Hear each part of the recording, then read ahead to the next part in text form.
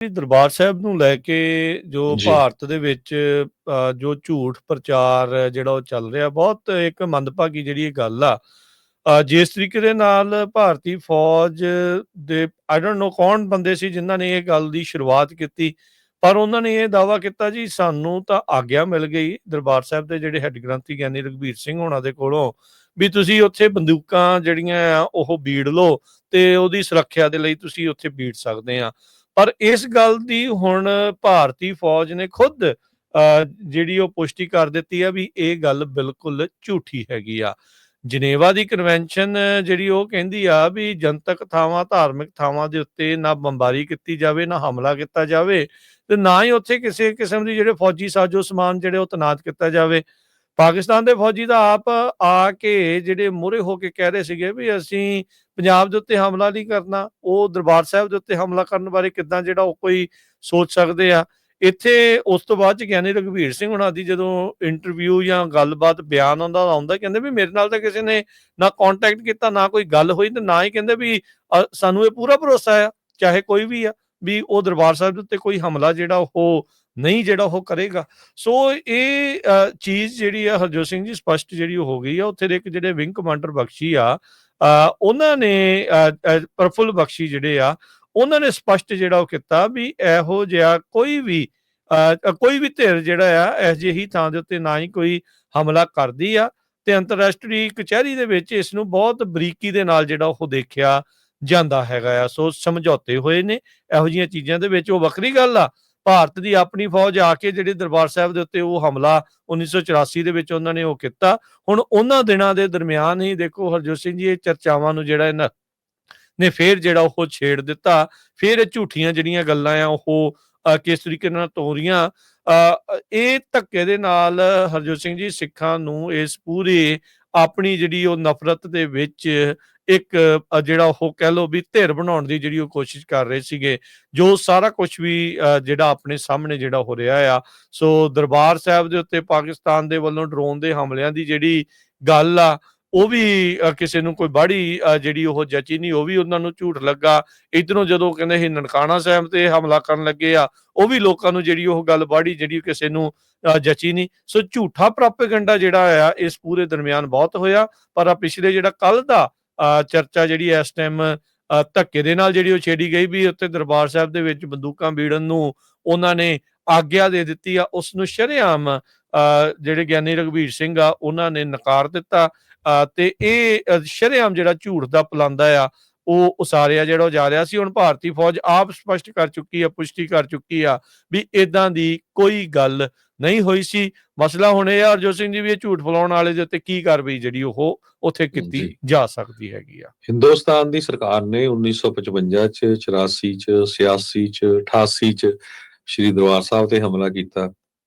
ਹਜ਼ਾਰਾਂ ਹੀ ਸਿੱਖਾਂ ਦੇ ਬੱਚਿਆਂ ਨੂੰ ਖੋ ਕੇ ਮਾਰਿਆ। ਪਾਕਿਸਤਾਨ ਨੇ ਨਾ ਤਾਂ 65 ਚ ਕੀਤਾ, ਨਾ 71 ਚ ਕੀਤਾ, ਨਾ 99 ਚ ਕੀਤਾ, ਨਾ 25 ਚ ਕੀਤਾ। ਹੁਣ ਦੇਖੋ ਪਹਿਲਗਾਮ ਵਾਲੀ ਜਿਹੜੀ ਗੱਲ ਸੀ ਉਹ ਸਾਰੀ ਆ ਕੇ ਦਰਬਾਰ ਸਾਹਿਬ ਤੇ ਰੋਕਤੀ ਵੀ ਇੱਥੇ ਜੀ ਅਸੀਂ ਮਿਜ਼ਾਈਲਾਂ ਲਾਈਆਂ ਸੀ, ਉਹਨਾਂ ਨੇ ਹਮਲਾ ਕਰਨਾ ਸੀ। ਜਦੋਂ ਜਿਹੜੇ ਗੁਰੂ ਘਰ ਦੇ ਗ੍ਰੰਥੀ ਸਾਹਿਬ ਆ ਜਾਂ ਗੁਰੂ ਘਰ ਦੇ ਮੈਨੇਜਰ ਆ, ਉਹਨਾਂ ਨੇ ਆ ਕੇ ਦੱਸਿਆ ਵੀ ਸਾਡੀ ਤਾਂ ਕਿਸੇ ਨਾਲ ਗੱਲਬਾਤ ਹੀ ਨਹੀਂ ਹੋਈ। ਫਿਰ ਹੁਣ ਮੁੱਕਰ ਗਏ ਵੀ ਨਹੀਂ ਅਸੀਂ ਉਦਾਂ ਦੀ ਗੱਲ ਨਹੀਂ ਸੀ। ਸੋ ਜਿਹੜੇ ਲੋਕਾਂ ਨੂੰ ਚੱਕਿਆ ਜਾ ਰਿਹਾ ਹੈਗਾ ਵੀ ਸਿਪਾਹੀ ਕੰਮ ਕਰਦੇ ਸੀ ਜੀ, ਇੱਕ 18 ਸਾਲਾਂ ਦਾ ਨੌਜਵਾਨ ਉਹ ਯੂਟਿਊਬਰ ਆ, ਉਹ ਕਰਤਾਰਪੁਰ ਸਾਹਿਬ ਗਿਆ ਸੀ। ਜਿਹੜੇ ਲੋਕ ਨਨਕਾਣਾ ਸਾਹਿਬ ਗਏ ਸੀ ਉਹਨਾਂ ਨੂੰ ਚੱਕ ਰਹੇ ਹੈਗੇ ਆ ਵੀ ਜੀ ਸਿਪਾਹੀ ਲਈ ਕੰਮ ਕਰਦੇ ਸੀ। ਹੁਣ ਇੱਥੋਂ ਵੀ ਬਹੁਤ ਜ਼ਿਆਦਾ ਅਮਰੀਕਾ ਕੈਨੇਡਾ ਤੋਂ ਲੋਕ ਘੁੰਮਣ ਫਿਰਨ ਜਾਂਦੇ, ਜਦੋਂ ਮੁੜ ਕੇ ਇੰਡੀਆ ਜਾਣ ਇਹਨਾਂ ਨੂੰ ਅੰਦਰ ਕਰ ਦੇਣ ਵੀ ਤੁਸੀਂ ਤਾਂ ਜੀ ਉੱਥੇ ਗਏ ਸੀਗੇ ਤੇ ਤੁਸੀਂ ਸਿਪਾਹੀ ਹੋ ਸਕਦੇ ਆ ਇੰਡੀਆ ਦੇ ਅਗੇਂਸਟ। ਸੋ ਬਹੁਤ ਧੱਕਾ ਚੱਲ ਰਿਹਾ ਹੈਗਾ। ਇਹ ਪੂਰਾ ਦੁਨੀਆ ਦੇ ਵਿੱਚ ਐਕਸਪੋਜ਼ ਕਰਨਾ ਚਾਹੀਦਾ। ਹਰ ਇੱਕ ਸਿੱਖ ਨੂੰ ਬਹੁਤ ਜ਼ਿਆਦਾ ਜਿਹੜਾ ਧਿਆਨ ਦੁੱਖ ਹੋਇਆ ਇਹ ਇਦਾਂ ਦੀਆਂ ਜਿਹੜੀਆਂ ਝੂਠੀਆਂ ਖਬਰਾਂ ਤੋਂ। ਨਾਲੇ ਜੇ ਸਾਡੀ ਸਰਕਾਰ ਜਿਹੜੀ ਖੁਦ ਦੀ ਸਰਕਾਰ ਸੀ ਭਾਰਤ ਦੇ ਜਿਹਦੇ ਵਿੱਚ ਸਿੱਖਾਂ ਨੇ ਇੰਨੇ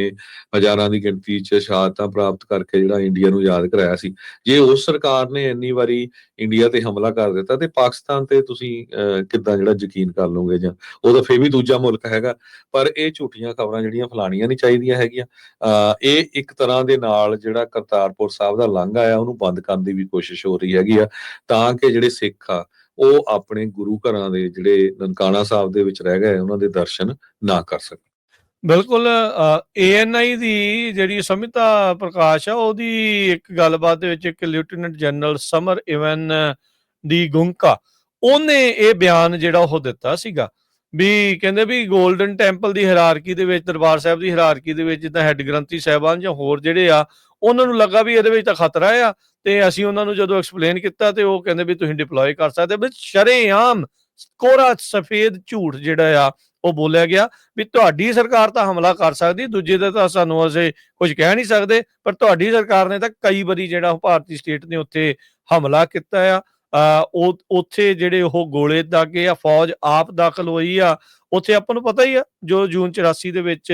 ਜੋ ਜੋ ਕੁਛ ਜਿਹੜਾ ਉਹ ਵਾਪਰਿਆ ਸੀ ਉਸ ਤੋਂ ਪਹਿਲਾਂ ਜਿੱਦਾਂ ਹਰਜੋਤ ਸਿੰਘ ਜੀ ਨੇ ਹਵਾਲੇ ਦਿੱਤੇ ਆ ਵੀ ਇਹ ਸਾਲਾਂ ਦੇ ਵਿੱਚ ਵੀ ਉਹ ਹੋਇਆ ਕੋਈ ਇੱਕ ਵਾਰੀ ਥੋੜੀ ਕਈ ਗੁਰੂ ਘਰਾਂ ਦੇ ਵਿੱਚ ਇਹ ਚੀਜ਼ਾਂ ਜਿਹੜੀਆਂ ਉਹ ਕਰ ਚੁੱਕੇ ਆ ਤੁਸੀਂ ਦੇਖੋ ਵੀ ਕਿਸ ਤਰੀਕੇ ਦੇ ਨਾਲ ਇਹ ਸਾਰੇ ਮਾਮਲੇ ਨੂੰ ਕਿੱਥੇ ਜਿਹੜਾ ਉਹ ਲਿਜਾਣ ਦੀ ਜਿਹੜੀ ਉਹ ਕੋਸ਼ਿਸ਼ ਆ ਉਹ ਕੀਤੀ ਜਾ ਰਹੀ ਆ ਤੇ ਉੱਥੇ ਦੇ ਕੀ ਮੀਡੀਆ ਦੀ ਕ੍ਰੈਡੀਬਿਲਿਟੀ ਜਿਹੜੀ ਉੱਥੇ ਉਹ ਰਹਿ ਜਾਂਦੀ ਵੈਸੇ ਤਾਂ ਹੈ ਨਹੀਂ ਪਰ ਆ ਸਾਰੀਆਂ ਚੀਜ਼ਾਂ ਉਸ ਨੂੰ ਹੋਰ ਸਪਸ਼ਟ ਕਰ ਦਿੰਦੀਆਂ ਆ ਵੀ ਉੱਥੇ ਨਫ਼ਰਤ ਦਾ ਬੀਜ ਜਿਹੜਾ ਉਹ ਜਿਹੜਾ ਬੀਣ ਦੀ ਪੂਰੀ ਜਿਹੜੀ ਉਹ ਕੋਸ਼ਿਸ਼ ਆ ਉਹ ਇਸ ਟਾਈਮ ਚੱਲ ਰਹੀ ਆ ਹੁਣ ਤੁਸੀਂ ਦੇਖੋ ਵੀ ਦਰਬਾਰ ਸਾਹਿਬ ਨੂੰ ਤਾਂ ਕਹਿ ਦਿੱਤਾ ਗਿਆ ਉੱਥੇ ਤਾਂ ਦੁਰਗਿਆਣਾ ਮੰਦਿਰ ਵੀ ਆ ਉੱਥੇ ਤਾਂ ਹੋਰ ਵੀ ਕਈ ਜਿਹੜੇ ਧਾਰਮਿਕ ਸਥਾਨ ਆ ਉੱਥੇ ਨਹੀਂ ਜਿਹੜੀਆਂ ਇਹਨਾਂ ਨੇ ਬੰਦੂਕਾਂ ਜਿਹੜੀਆਂ ਉਹ ਬੀੜਨ ਦੀ ਜਿਹੜੀ ਖਬਰ ਜਿਹੜੀ ਉਹ ਚਲਾ ਦਿੱਤੀ ਜਾਣ ਬੁੱਝ ਕੇ ਇਹ ਸਾਰੀਆਂ ਚੀਜ਼ਾਂ ਜਿਹੜੀਆਂ ਉਹ ਕੀਤੀਆਂ ਜਿਹੜੀਆਂ ਹੋ ਜਾ ਰਹੀਆਂ ਆ ਦੇਖੋ ਹਰਜੋਤ ਸਿੰਘ ਜੀ ਆਪਾਂ ਸਾਰੇ ਜਾਣੇ ਜਿਹੜੇ ਉਹ ਜਾਣਦੇ ਆ ਧੱਕਾ ਜਦੋਂ ਹੁੰਦਾ ਆ ਤਾਂ ਸਿੱਖ ਉਸ ਚੀਜ਼ ਦੇ ਖਿਲਾਫ ਹਮੇਸ਼ਾ ਹੀ ਜਿਹੜੇ ਉਹ ਲੜਦੇ ਆਏ ਆ ਅੜਦੇ ਆਏ ਆ ਪੰਜਾਬੀ ਵੀ ਹਮੇਸ਼ਾ ਇਸ ਤਰੀਕੇ ਦੇ ਨਾਲ ਕਰਦੇ ਆਏ ਆ ਜਾਣ ਬੁੱਝ ਕੇ ਇਹ ਜੰਗ ਦੇ ਵਿੱਚ ਇਹਨਾਂ ਨੂੰ ਧਿਰ ਬਣਾਉਣ ਦੀ ਜਿਹੜੀ ਇੱਕ ਕੋਸ਼ਿਸ਼ ਉਹ ਕੀਤੀ ਜਿਹੜੀ ਉਹ ਜਾ ਰਹੀ ਸੀ ਤੇ ਝੂਠੀਆਂ ਅਫਵਾਹਾਂ ਕਿਸ ਤਰੀਕੇ ਦੇ ਨਾਲ ਖਬਰਾਂ ਉਹਨਾਂ ਦੇ ਆਪ ਆਰਮੀ ਦੇ ਬੰਦੇ ਜਿਹੜੇ ਉਹ ਹਰਜੋਤ ਸਿੰਘ ਜੀ ਬੋਲ ਰਹੇ ਆ ਬਾਅਦ ਚ ANI ਵਾਲੇ ਕਹਿੰਦੇ ਵੀ ਇਹ ਖਬਰ ਝੂਠੀ ਆ ਤੇ ਆਪਣਾ ਹੀ ਉਹਨਾਂ ਦਾ ਸੋਰਸ ਆ ਆਪ ਹੀ ਉਹਨਾਂ ਨੇ ਰਿਪੋਰਟ ਉਦੋਂ ਜਿਹੜੀ ਲਾਈ ਸੀ ਆਪ ਹੀ ਉਹਨਾਂ ਨੇ ਉਹ ਇੰਟਰਵਿਊ ਕੀਤੀ ਸੀ ਉਹ ਫੌਜੀ ਦੀ ਜਿਹੜਾ ਉਹ ਕਹਿੰਦਾ ਸੀਗਾ ਵੀ ਨਹੀਂ ਜੀ ਸਾਨੂੰ ਤਾਂ ਬੰਦੂਕਾਂ ਬੀੜਨ ਦੀ AD ਗਨਸ ਜਿਹੜੀਆਂ ਆ ਉਹਦੇ ਵਿੱਚ ਲਿਜਾਣ ਦੀ ਜਿਹੜੀ ਆ ਉਹ ਆਗਿਆ ਜਿਹੜੀ ਉਹ ਦੇ ਦਿੱਤੀ ਗਈ ਆ ਸੋ ਬੜੀ ਮੰਦਭਾਗੀ ਗੱਲ ਆ ਪਰ ਇੱਥੋਂ ਇਹ ਕਲੀਅਰ ਹੁੰਦਾ ਆ ਵੀ ਜਿਹੜਾ ਭਾਰਤੀ ਤੰਤਰ ਆ ਭਾਰਤੀ ਸਟੇਟ ਆ ਸਿੱਖਾਂ ਨੂੰ ਪ੍ਰਤੀ ਸਿੱਖਾਂ ਦੇ ਮੁਕੱਦਸ ਅਸਥਾਨਾਂ ਪ੍ਰਤੀ ਕਿੱਦਾਂ ਦਾ ਰਵੱਈਆ ਜਿਹੜਾ ਉਹ ਰੱਖਦੀ ਆ ਤੇ ਉਹ ਇਸ ਨੂੰ ਵਰਤਣ ਦੇ ਲਈ 1 ਮਿੰਟ ਵੀ ਜਿਹੜੀ ਉਹ ਦੁਬਾਰਾ ਨਹੀਂ ਸੋਚੇਗੀ ਉਹ ਇਸ ਦੇ ਉੱਤੇ ਹਮਲਾ ਆਪ ਵੀ ਕਰ ਸਕਦੀ ਆ ਤੇ ਉਸ ਨੂੰ ਜੰਗ ਦੇ ਵਿੱਚ ਕਿੱਦਾਂ ਵਰਤਣਾ ਆ ਕਿਸ ਤਰੀਕੇ ਦੇ ਨਾਲ ਵਰਤਣਾ ਹੈ ਚਾਹੇ ਪ੍ਰੋਪੇਗੈਂਡਾ ਲਈ ਵਰਤਣਾ ਹੈ ਜਾਂ ਕਿਸ ਤਰੀਕੇ ਨਾਲ ਵਰਤਣਾ ਹੈ ਉਹਦੇ ਵਿੱਚ ਕਦੀ ਵੀ ਜਿਹੜਾ ਉਹ ਪਿੱਛੇ ਜਿਹੜੇ ਉਹ ਨਹੀਂ ਹਟਣਗੇ ਉਹਨਾਂ ਨੂੰ ਕਿਸੇ ਦੇ ਨਾਲ ਕੋਈ ਜਿਹੜਾ ਉਹ ਮਤਲਬ ਨਹੀਂ ਹੈਗਾ ਉਹਨਾਂ ਦੀ ਗੁੱਡੀ ਜਿਹੜੀ ਆ ਸਿਆਸਤਦਾਨਾਂ ਦੀ ਕਿੱਦਾਂ ਚੜੀ ਰਵੇ ਭਾਰਤੀ ਸਟੇਟ ਕਿੱਦਾਂ ਜਿਹੜੀ ਉਹ ਉੱਤੇ ਰੱਖੇ ਲੱਤ ਆਪਣੀ ਕਰ ਰੱਖੇ ਉਹਦੇ ਲਈ ਉਹ ਹਰ ਤਰੀਕੇ ਦਾ ਹਰ ਪ੍ਰਕਾਰ ਦਾ ਜਿਹੜਾ ਝੂਠ ਬੋਲਣ ਨੂੰ ਰਾਜੀ ਹੈਗੀ ਆ ਸੋ ਇਦਾਂ ਹੀ ਨਨਕਾਣਾ ਸਾਹਿਬ ਬਾਰੇ ਵੀ ਗੱਲਬਾਤ ਹੋਈ ਸੀ ਉੱਧਰ ਪਾਕਿਸਤਾਨ ਵਾਲੇ ਕਹੀ ਜਾਂਦੇ ਵੀ ਨਨਕਾਣਾ ਸਾਹਿਬ ਤੇ ਹਮਲਾ ਕਰਨਾ ਸੀਗਾ ਸੋ ਸਿੱਖਾਂ ਨੂੰ ਤਾਂ ਅੰਮ੍ਰਿਤਸਰ ਤੇ ਨਨਕਾਣਾ ਸਾਹਿਬ ਜਿਹੜੇ ਦੋਨੋਂ ਪਵਿੱਤਰ ਸ਼ਹਿਰ ਡਿਕਲੇਅਰ ਕਰਨ ਦੇ ਵਿੱਚ ਪੂਰਾ ਜ਼ੋਰ ਲਾਉਣਾ ਚਾਹੀਦਾ ਹੈ ਵੀ ਨਾ ਤਾਂ ਇੱਥੇ ਕਿਸੇ ਤਰ੍ਹਾਂ ਦਾ ਕੋਈ ਹਥਿਆਰ ਹੋਵੇ ਫੌਜੀ ਤੇ ਨਾ ਹੀ ਇੱਥੇ ਕੋਈ ਕਿਸੇ ਤਰ੍ਹਾਂ ਦੀ ਸ਼ਰਾਬ ਡਰੱਗ ਜਾਂ ਹੋਰ ਇਦਾਂ ਦੀ ਜਿਹੜੀ ਹੋਵੇ ਸੋ ਇਹਨਾਂ ਦੋਨਾਂ ਜਿਹੜੇ ਸ਼ਹਿਰ ਹੈਗੇ ਆ ਉਹਨਾਂ ਨੂੰ ਪਵਿੱਤਰ ਤੇ ਬਿਨਾਂ ਕਿਸੇ ਮਿਲਟਰੀ ਦੇ ਜਿਹੜਾ ਡਿਕਲੇਅਰ ਕੀਤਾ ਜਾਣਾ ਚਾਹੀਦਾ ਹੈਗਾ ਇਸ ਇਸ਼ੂ ਦੇ ਉੱਤੇ ਗੱਲਬਾਤ ਕਰਨੀ ਚਾਹੀਦੀ ਆ ਵੀ ਐਜ਼ ਏ ਪੀਸ ਦੋਨੋਂ ਜਿਹੜੇ ਸ਼ਹਿਰ ਆ ਉਹ ਦੋਨਾਂ ਮੁਲਕਾਂ ਦੇ ਵਿੱਚ ਕੰਮ ਕਰਨਗੇ ਜੀ ਸਮਾਂ ਸਮਾਪਤ ਹੈ ਜੀ ਪ੍ਰੋਗਰਾਮ ਦਾ ਇੱਥੇ ਹੁਣ ਲੈਂਦੇ ਆ ਜੀ ਇਜਾਜ਼ਤ ਸਭ ਨੂੰ ਪਿਆਰ ਭਰੀ ਸਤਿ ਸ੍ਰੀ ਅਕਾਲ